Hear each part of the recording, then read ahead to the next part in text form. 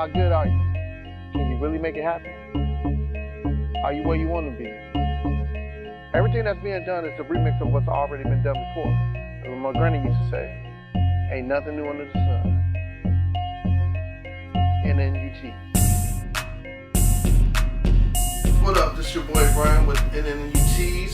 Nothing new under the sun.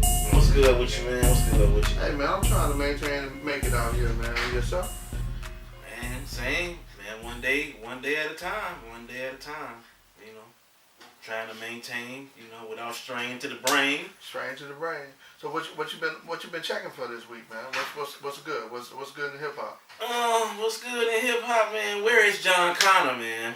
Man, You know, Jon Connor that pushed under that Dr. Dre bus, man. That's my man from Flinttown. That's like my second home. But man, I think Dr. Dre do beats and be like, I like that for myself. Yeah, exactly. Exactly. Because, I mean, that dude been with him for, what, like a couple years now? Yeah. And we ain't seen an album yet? Yeah. You know?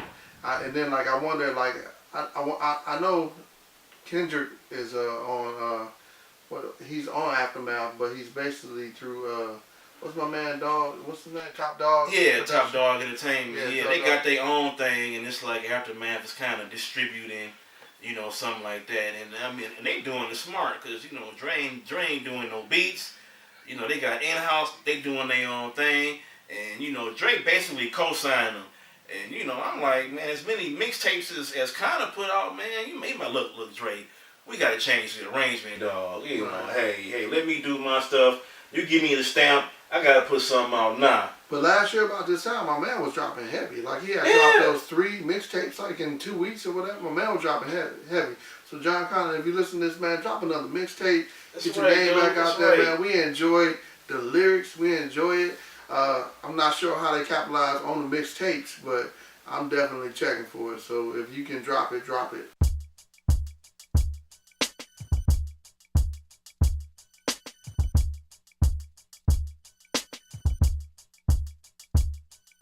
My man Kendrick Lamar, what you think about this album, man? Man, incredible. I would say it's a classic.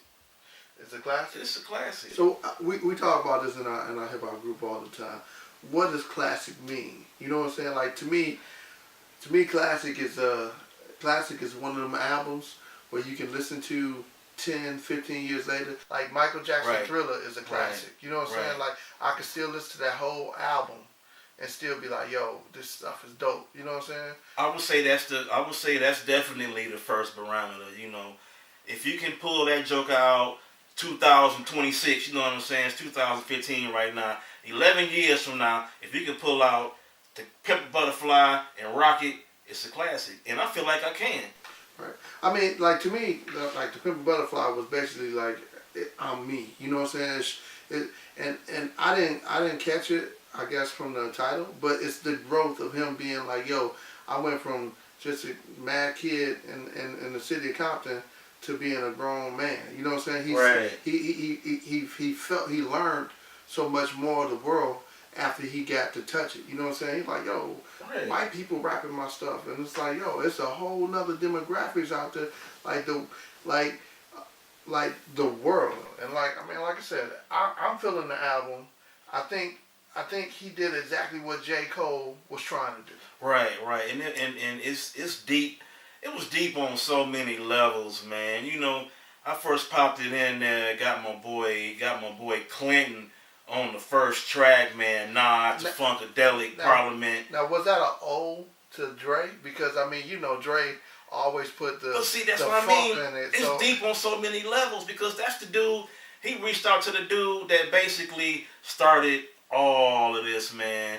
My man influences everybody from Lil Wayne to the concept of being out of space, Mothership Connection. You see that connection, man? Because right now it's like I'm different. You know, I'm from Saturn, I'm from Mars, man. Ain't nobody, but I'm like, man, he was doing that back in the 70s. Right. You know what I'm saying? Right. And from that first track to the idea of where, okay, man, Boosie Collins always looked like he was in outer space. Right, yeah. No doubt. No doubt. He looked like he was going out of space, dog. No doubt. Boosie Collins always looked like he was going out of space. So yeah, you're right. So that that very first track, and the fact that he's basically, because it was kind of like, okay, Good Kid, Mad City, The Pimp a Butterfly. Even though the titles are different, it's like a sequel.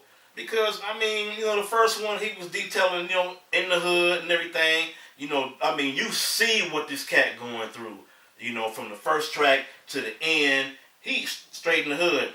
Pepper Butterfly, he's out, got some success, came back, dealing with the issues of being successful, because he had this one concept, survivor's guilt. That was kind of like permeating through the whole CD, where I remember when I was conflicted, you know, survivor's guilt, and I came home, you know, a whole story. Yeah, my man put it in perspective. He said, I can give a person $1 million, but they wouldn't know what to do with it. So basically, but man, I think the album actually gets deeper than this, because like, to me, the root of hip hop and the root of what I felt in hip hop was this album. Like, this was a hip hop album.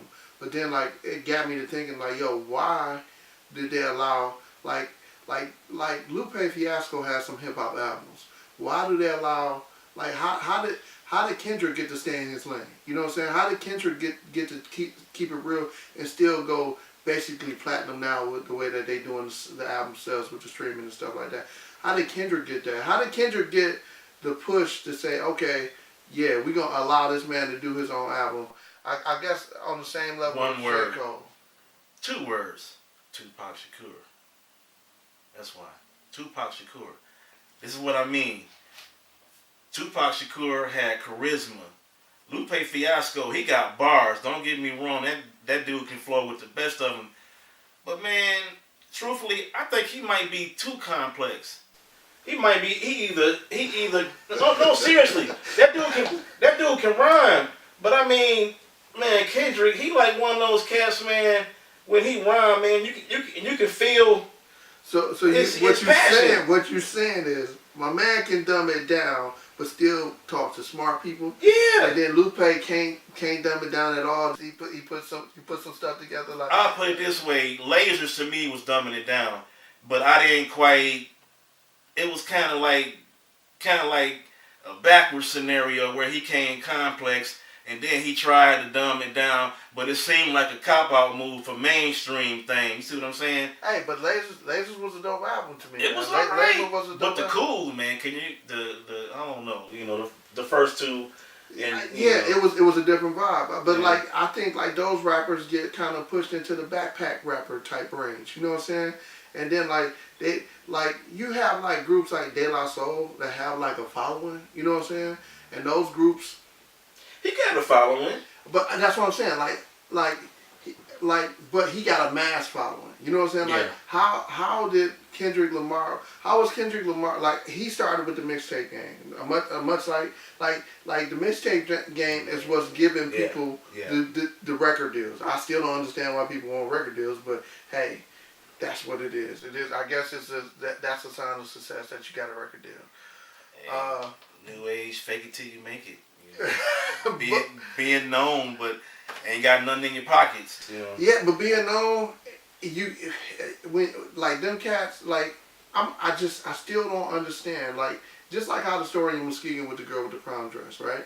Now, how did that make it from national to national news? Like, zoom straight to the top. You know what I'm saying?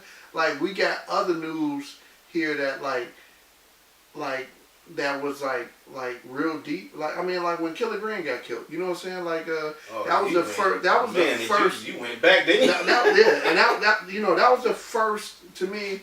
Like that was the first Mike Ferguson. I mean, the first Ferguson that I ever witnessed in my real life. You know what I'm saying? If anybody don't know what happened, Killer Green, I forgot what his real name is, but he was from my neighborhood that I grew up with. I think just to tie all this up that you know what you were saying. I think those type of things kind of touch into the things that are going on at this particular point in time collectively. That makes sense. It makes sense, but like I still don't see how news can fast track certain things. Like it's like, yo, do we need a diversion? Fast track. Do we need do we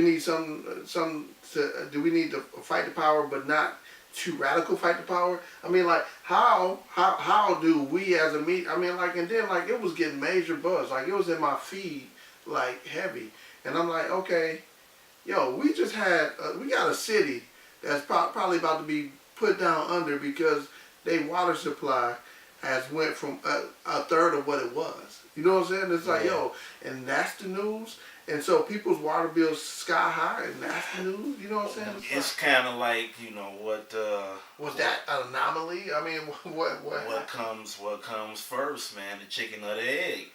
Is what I mean by that is it's like these stories, because some of the stuff that you are talking about, and how is it that these stories just spread out like the prom thing, going viral. Yeah. Like Kendrick Lamar's success, you know, skyrocketing as opposed to another guy that's one of his peers, because, you know, Fiasco is one of his peers, but the average person, maybe 20 years, you know, Lupe who, you know, yeah. But Kendrick, they know all his words.